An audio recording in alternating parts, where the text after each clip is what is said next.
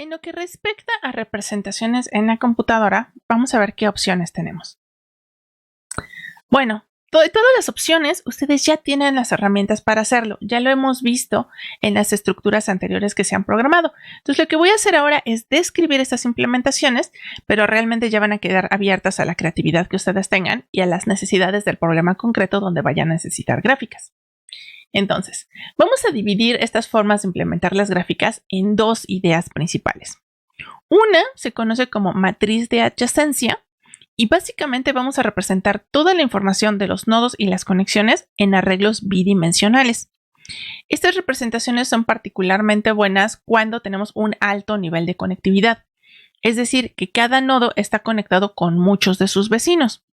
Si hay pocas conexiones, entonces esta representación va a tender a desperdiciar bastante espacio, pues porque van a quedar ahí muchas casillas vacías, ¿no? Ahorita que veamos los detalles de cómo se escribe, se va a notar mucho.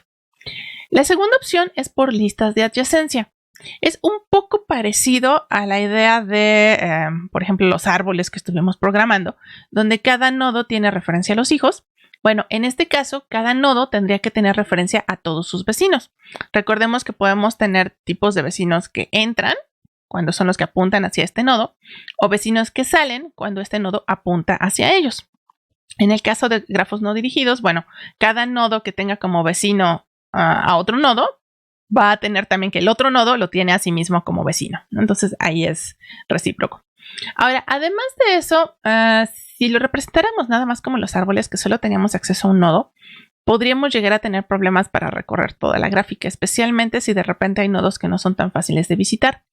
Entonces, frecuentemente vamos a necesitar tener alguna estructura auxiliar donde estén almacenados todos los nodos. Y a partir de ahí, bueno, le podamos preguntar a cada nodo quiénes son sus vecinos.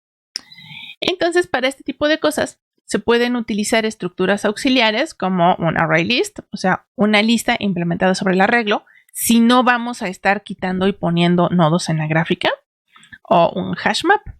Recomiendo más un hash map, sobre todo si va a ser una gráfica dinámica, donde los nodos estén apareciendo y desapareciendo por las ventajas y desventajas que ya habíamos visto antes del uso de los arreglos.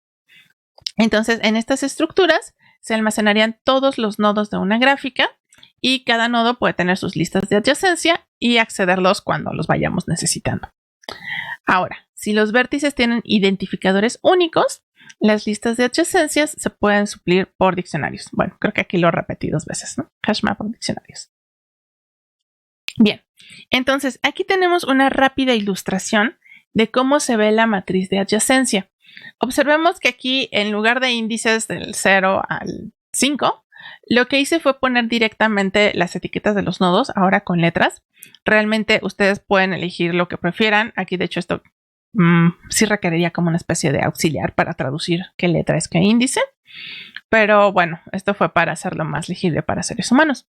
O podrían elegir ponerles números como etiquetas a los nodos y entonces tenerlos en secuencia de 0 al 5 y ya queda tal cual, ¿no? Sin embargo, es mucho más común en los ejercicios o cuando hablamos de las gráficas de modo abstracto que les asociemos letras.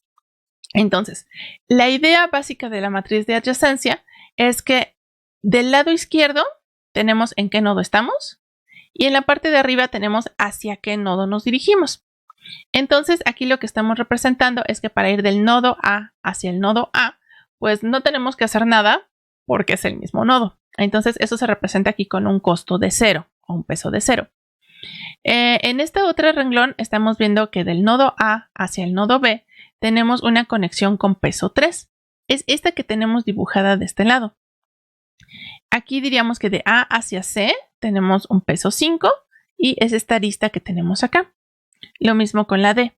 Sin embargo, observemos que con la E y con la F aparecen aquí números infinitos y esto significa que no existe una arista entre A y E y por consiguiente el costo de ir de A hacia E es infinito. Eso no significa que no se pueda llegar, simplemente tenemos que ir recorriendo un camino. ¿Cómo se vería? De A a B, de B a E, por ejemplo, es una manera de llegar. Entonces diríamos que de A a B hay 3 y de B a E hay un costo 7. Entonces aquí podemos ver la información de las rutas.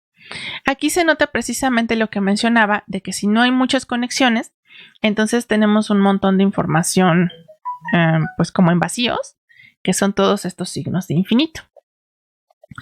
Bueno, aquí les puse realmente la gráfica que va a tener más información, que es la dirigida. En los casos particulares más sencillos, donde por ejemplo no hay pesos, pues simple y sencillamente se ponen unos, donde existe la conexión, ceros, donde se trata del mismo nodo, y donde no hay nodos pueden elegir si ponen ceros o si ponen infinitos. Si quieren solamente utilizar un bit por nodo, pues serían unos cuando hay conexión, ceros cuando no hay, y bueno, ya no usarían los infinitos, ¿no? Insisto, va a depender de qué aplicación quieran tener. Igualmente, si la gráfica no está dirigida, entonces las conexiones van a ser simétricas. De A a B va a ser lo mismo que de B a A, y básicamente lo único que necesitarían sería un arreglo triangular donde incluyan, por ejemplo, la pura parte baja o la pura parte alta de la matriz, porque lo demás se puede obtener por simetría. Sería un caso de matriz Rala, que ya habíamos visto antes. Ahora, tenemos la otra forma de representación, que serían las listas de adyacencia. Y aquí tenemos precisamente en verde la ilustración de esta estructura auxiliar donde vamos a meter todos nuestros nodos, que decíamos puede ser un arreglo o podría ser un hash map. Aquí tenemos entonces todos nuestros nodos identificados por su etiqueta única. Por ejemplo, aquí escogí las letras una vez más. Y en cada nodo lo que tendríamos sería la referencia hacia todos sus vecinos. Entonces aquí podemos ver cómo A está conectado hacia B con una arista de peso 3, que era lo que teníamos acá. C, bueno, a la vez A también está conectado con C con peso 5. Y D está conectado, A está conectado con D con un peso 9. Entonces esto que puse aquí sería una lista de adyacencia simple. Nada más estoy diciendo con quiénes está conectado A.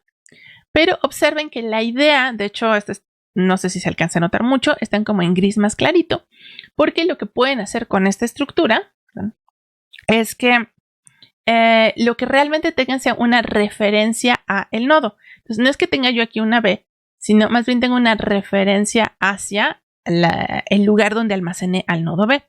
No los dibujé todos porque entonces iba a quedar bastante ilegible la gráfica, pero la idea sería que este está conectado con este, la F está conectado con este, etcétera, etcétera.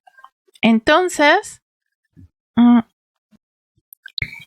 podemos obtener las relaciones en ambas direcciones. Sabemos que A tiene como vecino a B, pero a la vez observemos cómo de B tenemos, bueno, no. Si fuera una gráfica simétrica tendríamos la conexión a A. Aquí B no está conectado con A, pero sí podríamos observarlo en el caso de C, ¿no? A está conectado con C y C está conectado con A, y en cada uno de los casos tenemos exactamente con qué peso está esa conexión. Un detalle más que es importante mencionar es, bueno, en este momento lo puse tal cual como lista de adyacencias con esta estructura auxiliar que nos está dando las referencias, pero ustedes pueden sustituir esto por cualquier estructura que consideren más conveniente. Por ejemplo, si van a tener más conexiones y van a tener un cierto orden, pues podrían sustituir esto por un árbol, o podrían tener una tabla hash para acceder rápidamente a los vecinos. Realmente, insisto, depende mucho de las características de la gráfica y ustedes tienen que ir calculando cuáles les va a dar un mejor aprovechamiento del espacio en la computadora o tiempo para acceder a los elementos que necesiten. Dados estos conceptos, insisto, ya tienen todas las herramientas, ustedes pueden escoger la representación que más les guste.